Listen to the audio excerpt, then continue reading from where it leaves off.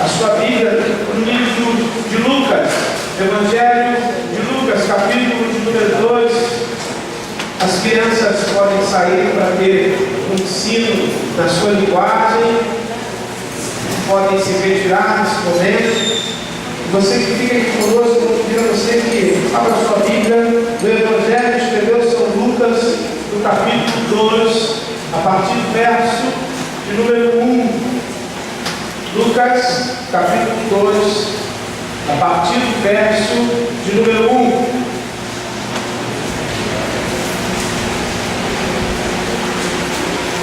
Se você achou, diga amém. Amém. Se você não achou, diga misericórdia, pastor. Todo mundo achou, viu?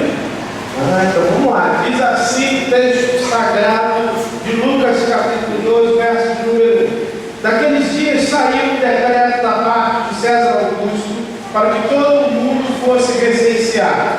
Este primeiro recenseamento foi feito quando Quirino era governador da Síria, e todos iam alistar-se, cada um na sua própria cidade.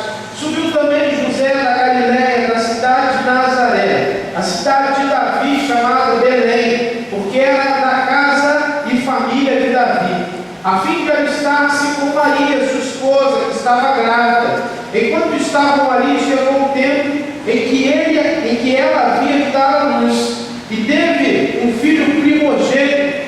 Envolveu-o em faixas e o deitou em uma manjedoura, porque não havia lugar para eles na estalagem. Ora, naquela mesma região, pastores que estavam no campo e guardavam durante as vigílias da noite o seu rebanho, e o anjo do Senhor apareceu-lhes, e a glória os cercou de resplendor, pelo que se encheram de grande temor. O anjo, porém, lhes disse: não temais, porquanto vos trago novas de grande alegria, que será para todo o povo. É que vos nasceu hoje na cidade de Davi o Salvador, que é Cristo o Senhor. E isto vos será por sinal: achareis o menino envolto em faixas e deitado em uma manjedoura. Então, de repente, apareceu junto ao anjo grande multidão da milícia celestial, louvando a Deus e dizendo: glória a Deus nas maiores alturas e paz na terra entre os homens de boa vontade. E logo que os anjos retiraram deles para o céu, diziam os pastores uns aos outros: vamos já até Belém e vejamos isso que aconteceu e que o Senhor nos deu a conhecer. Foram, pois, de toda a pressa e acharam Maria e José e o menino deitado na manjedoura. E vendo-o, divulgaram a palavra que acerca do menino lhes fora dita. E todos que a ouviram se admiravam de que os pastores lhe diziam. Maria, porém, guardava todas essas coisas, meditando em seu coração. Amém? Nós temos diante de nós o relato do nascimento do nosso Senhor e Salvador Jesus Cristo. Talvez hoje, em nossos dias, ao lermos o relato do nascimento de Jesus, isso não pareça algo tão tremendo, tão significativo aos nossos olhos. Haja visto que nós já vimos falando tantas vezes sobre isso, mas eu queria introduzir você muito antes desse acontecimento a ocorrer. Se nós lembrarmos que o homem foi criado à imagem e semelhança de Deus, e antes do homem pecar, ele era dado por perfeito, ele tinha comunhão plena com o Senhor, ele tinha a plena habilidade de se relacionar com Deus, até que esse homem resolveu querer ser igual a Deus, resolver andar independente de Deus, alheio a Deus, como se Deus não existisse, a semelhança dos homens do nosso dia, que andam achando que Deus não existe, achando que fazem as coisas com as suas próprias forças, à mercê do Criador. Mas esse homem que resolve ser independente, que resolve caminhar distante de Deus, ele faz isso devido à entrada do pecado no seu coração. E com a entrada do pecado na sua vida, a comunhão entre Deus e o homem rasgada. Não existe mais um relacionamento entre Criador e criatura. E fica então um distanciamento entre o homem e Deus. Deus então pega aquele homem que havia criado com todo amor, com todo carinho, e tira do jardim do Éden, e bota no jardim anjos para guardar, e tira aquele homem, e separa aquele homem da sua presença, e esse homem então passa a ser destinado a morrer, tanto fisicamente como espiritualmente. O homem foi criado para não ter fim mais com o pecado. Agora o homem terá o fim. A consequência do pecado é a morte. Não só a morte física, mas também a morte espiritual.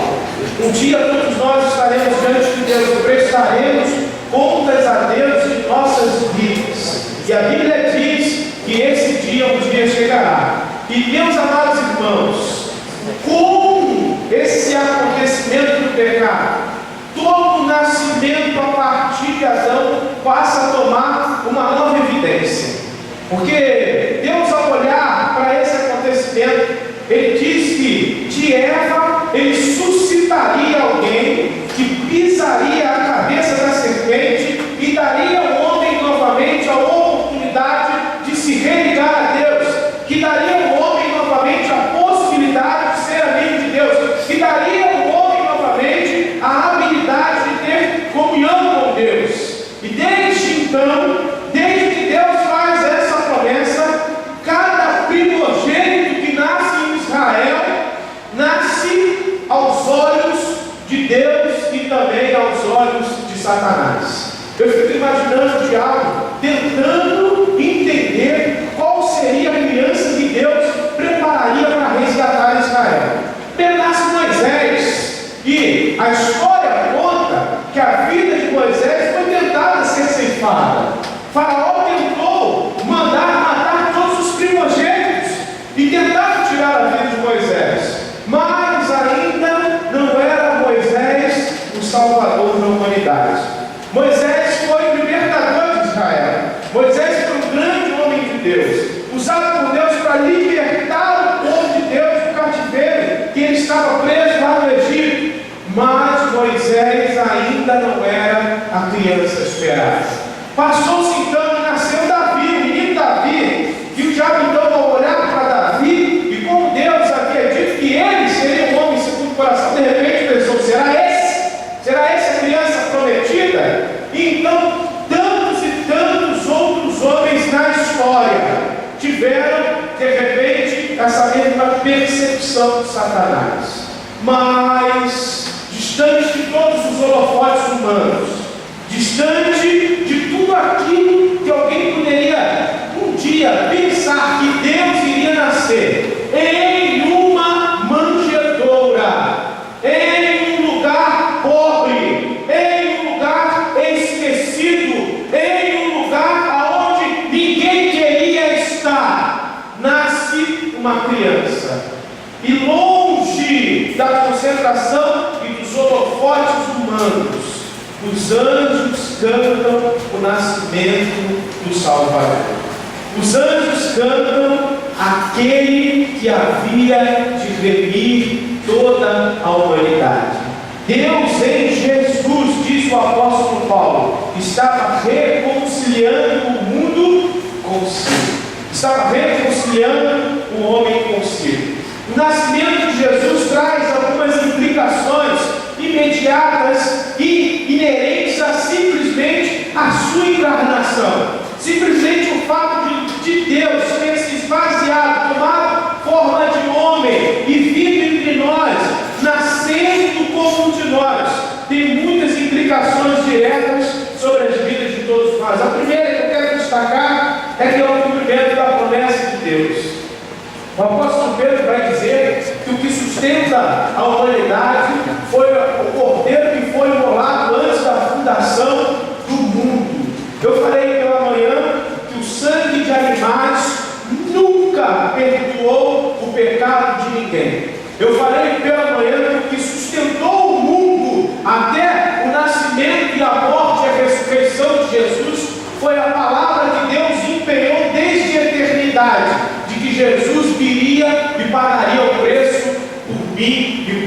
você. Em Jesus, Deus estava cumprindo a sua promessa de que salvaria a humanidade do pecado por amor, por entrega, por renúncia, por Ele mesmo querer fazer tudo novo em Jesus. Segunda implicação, meus irmãos, uma quebra de paradigma tremenda. Quando eu olho principalmente para os religiosos da época de Jesus, os homens cheios de pompa, os homens que andavam com flatélios, dizendo serem quem eram, mostrando para os outros que eram diferentes de todos os outros. Eles faziam a questão de parecer serem quem eram, para que todos reconhecessem quem eles eram. Jesus nasce, meus irmãos, como um menino indefeso, como um menino pobre, como um menino que não tinha nada naquele momento a dar à humanidade.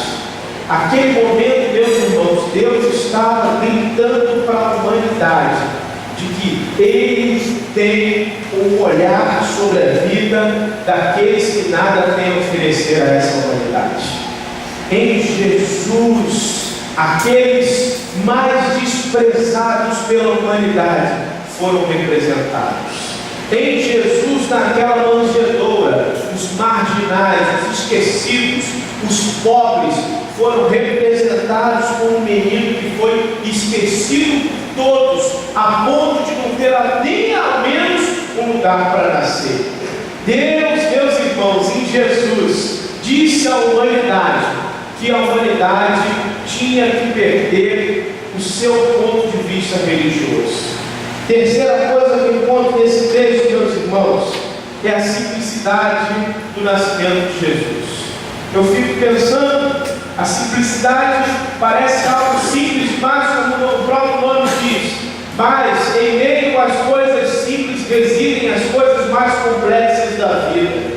Em meio às coisas mais simples da vida residem as coisas mais complexas da vida. Eu queria entender e nunca consegui entender e nunca vou conseguir entender o amor de uma mãe por um filho. Parece tão simples ao nosso ponto de vista, mas é algo tão complexo, é algo tão grande, é algo tão estupendo que foge até mesmo da mensuração humana, da possibilidade humana de tornar isso num plano cartesiano, ou seja, sistemático, científico, querer explicar algo que não pode, que é tão simples. Jesus estava nascendo como um menino, e isso denotava a simplicidade de um Deus que é grande, que é tremendo, que é soberano, mas se fez menino. E meus irmãos, o texto diz que os anjos apareceram e a glória do Senhor encheu aquele lugar. Eu aprendo com isso, meus irmãos, que a glória do Senhor é manifesto no meio das coisas simples da vida. Deus manifesta a sua glória em meio às coisas simples da vida. Quando nós temos as ações mais simples pelo nosso próximo, quando o amor de Jesus é manifestado nos atos mais simples de cada um de nós para o nosso próximo, nós estamos manifestando a todos a glória de Deus através desses atos. Eu termino minha fala falando da manifestação da glória de Deus. A Bíblia diz que aquele lugar foi tomado da glória de Deus. A glória de Deus, meus irmãos, foi manifesta através do cântico dos anjos, dizendo que havia chegado o Salvador e havia tido alegria entre nós. Eu fico pensando, meus irmãos, se nós no Natal estamos empenhados em tantas coisas, como fazer ceia, como comprar presentes, como ir aos shopping centers, como fazer milhões de coisas, e esquecemos que foi em uma manjedoura, em um lugar mais simples, que Deus manifestou a sua glória. E a Bíblia diz lá no Evangelho de João: e vimos a sua glória, como a glória do unigênito do Pai, cheio de graça e de verdade. Nesse Natal, você e eu jamais possamos nos esquecer de que a verdadeira realidade do Natal é a glória de Deus manifesta na pessoa de nosso Senhor e Salvador, Jesus Cristo de Nazaré. Amém? Amém. Eu queria fazer um convite a você. Eu gostaria que você abaixasse sua cabeça nesse momento. Eu não sei se você já teve a oportunidade de abrir o seu coração para Jesus de Nazaré. Como eu expliquei de antemão, a Bíblia diz que por nós, em Adão, representados por Ele, fomos destituídos de Deus, fomos deixados longe de Deus. O pecado faz separação entre nós e Deus. E a única forma pela qual temos de novamente ser ligados a Deus é na pessoa de Cristo Jesus, nosso Senhor. E a Bíblia diz, meus irmãos, como eu falei no início, que todos nós um dia estaremos diante de Deus, comparecendo ao tribunal de Deus, para prestar contas dos nossos atos. E o ato principal é uma escolha que somente você pode fazer por você mesmo, de abrir o seu coração para Jesus e recebê-lo como seu Senhor e Salvador. Ninguém mais pode fazer isso por você. A Bíblia diz que quem tem o Filho tem a vida. Quem não tem o Filho já está condenado. Mas Deus não quer que nenhum de nós sejamos condenados. E por isso a Bíblia diz que a sua misericórdia é prolongada, para que todos possam chegar ao conhecimento da verdade. Talvez você entrou aqui essa noite e você ainda não teve a oportunidade de abrir o seu coração para Jesus. Eu queria convidar você a abrir o seu coração para Jesus. Eu não estou convidando você a fazer parte dessa igreja. Eu não estou convidando você a fazer parte de nenhuma outra igreja evangélica. Eu estou convidando você a dar o primeiro passo, que é abrir o coração para Jesus de Nazaré. Se há alguém entre nós que gostaria de hoje abrir o seu coração para Jesus, aonde você estiver, eu gostaria que você levantasse uma de suas mãos. Eu gostaria de orar por você. Alguém de nós que gostaria de abrir o seu coração para Jesus, de aceitá-lo como Senhor e Salvador de suas vidas, Deus abençoe. Mas alguém de nós que gostaria de abrir o seu coração para Jesus, de tê-lo como Senhor e Salvador de suas vidas. Mas alguém de nós, Jesus certa vez estava diante de Pilatos, e Pilatos virou para a multidão e fez uma pergunta crucial: o que vocês vão fazer com este chamado o Cristo? Nessa noite eu faço a mesma pergunta a você: o que você há de fazer com este que é chamado de Cristo? Você há de rejeitar Jesus como foi rejeitado pelos romanos, como foi rejeitado pelos judeus? Ou você há de abrir o seu coração para Jesus e aceitá-lo como Senhor e Salvador de sua vida? Abra o seu coração para Jesus nessa noite. É tempo de salvação entrar na sua vida. Mas alguém de nós que gostaria de abrir o seu coração para Jesus e aceitá-lo como seu Senhor e Salvador? Deus, a tua palavra foi ministrada. Meu Deus, existem pessoas aqui nessa noite que eu estou vendo que ainda não tomaram o seu passo de fé. Meu Deus, eu quero pedir ao Senhor que o Senhor possa tocar no seu coração e completar aquilo que esse humilde servo não conseguiu fazer. Meu Deus, para a glória do teu nome, que essas pessoas possam meditar na palavra que foi anunciada hoje e entender que não há nenhum outro meio pelo qual o homem há de ser salvo a não ser Cristo Jesus, nosso Senhor. Abençoa, Deus, essa irmã que tomou essa decisão, que o Senhor possa conduzi-la nos teus caminhos e guiar os seus passos para a glória do teu nome. Abençoa-nos, ó Deus. É o que nós te rogamos, Pai. Em nome de Jesus. Amém. Eu queria chamar até aqui à frente. E nos acalmamos através da música, e como a Bíblia diz que Saúl se acalmou com a música. Nós também temos esse privilégio de ter aqui conosco nessa noite, que os irmãos possam receber uma mensagem do Senhor. Eu cumprimento os meus futuros vizinhos celestiais com a paz do Senhor. Estou feliz, amados irmãos. Eu quero agradecer ao Senhor Jesus por esse carinho, por essa oportunidade.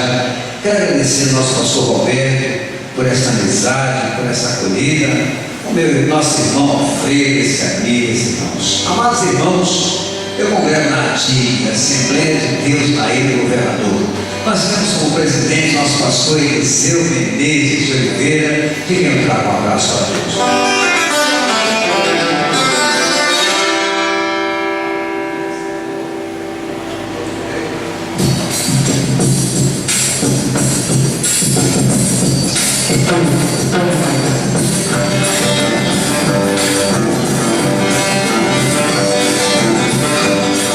Soberano Deus e Pai celestial, graças te damos, Senhor, porque estamos aqui contigo. Estamos aqui com saúde, Pai. Estamos aqui unicamente para te adorar, Pai. Só o Senhor é digno de toda adoração, todo o nosso louvor.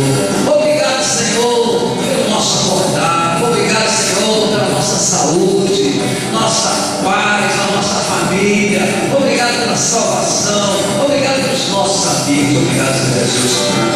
Meus amados irmãos, eu sempre vivi as minhas canções cantando para o mundo.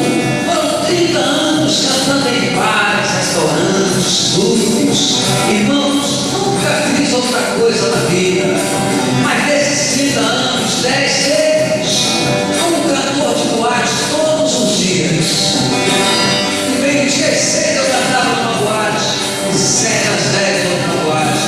Mas Cristo me transformou. Amados irmãos, esperei com paciência no Senhor. Ele se virou para mim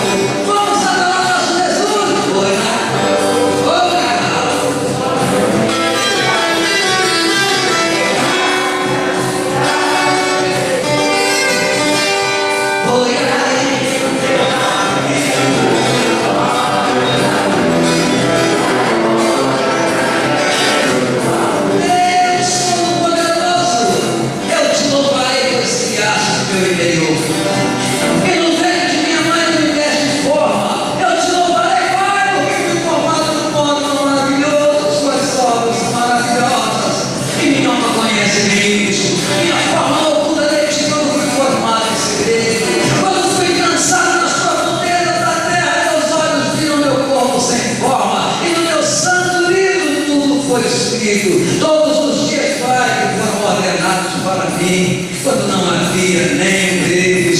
Cristo me transformou.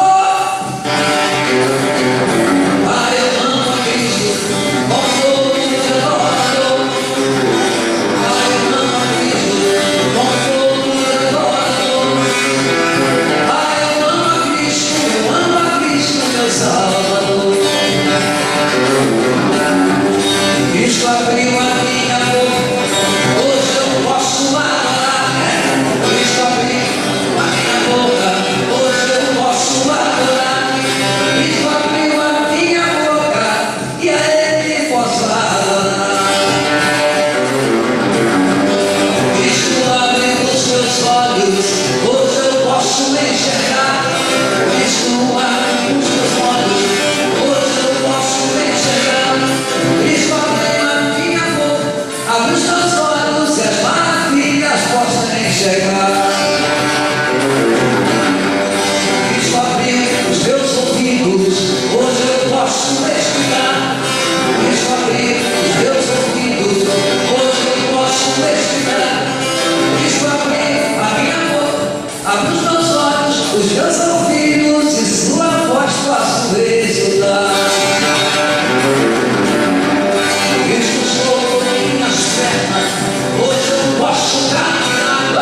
Cristo soltou minhas pernas, hoje eu posso caminhar. Cristo abriu a minha boca, abre os meus olhos, os meus ouvidos, soltou minhas pernas e ao seu encontro vou caminhar.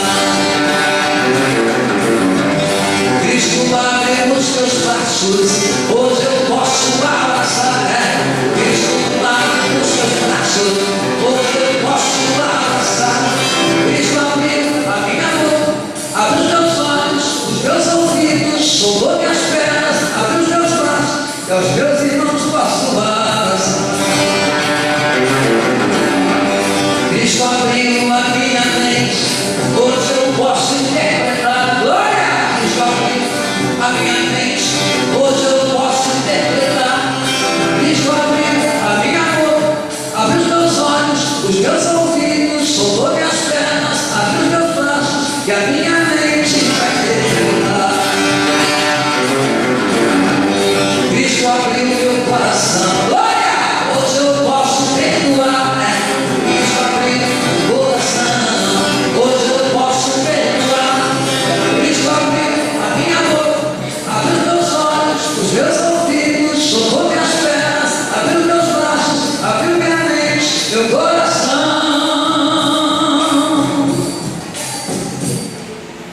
Aleluia!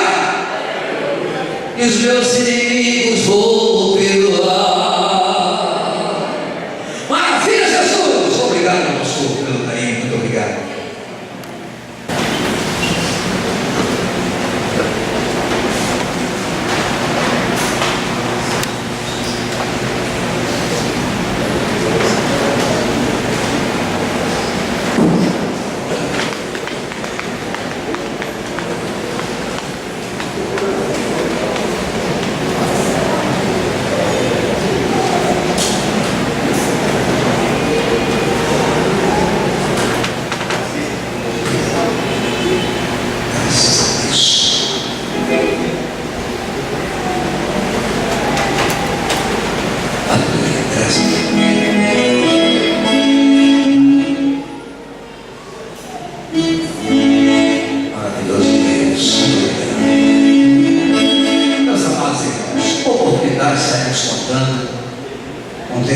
Mas hoje eu vou estar louvando, está apresentando o meu novo CD. Nós lançamos um novo CD. São 6 anos de ministério. Nestes 6 anos eu já cantei em quase 3.000 igrejas diferentes em todo o Brasil, fora os evangelistas, trabalho de evangelismo. Amados irmãos, vamos estar mostrando um hino deste novo CD. Se Deus tocar no seu coração, leva para a sua casa hoje o nosso CD, Bênção Pura Sem Mistura.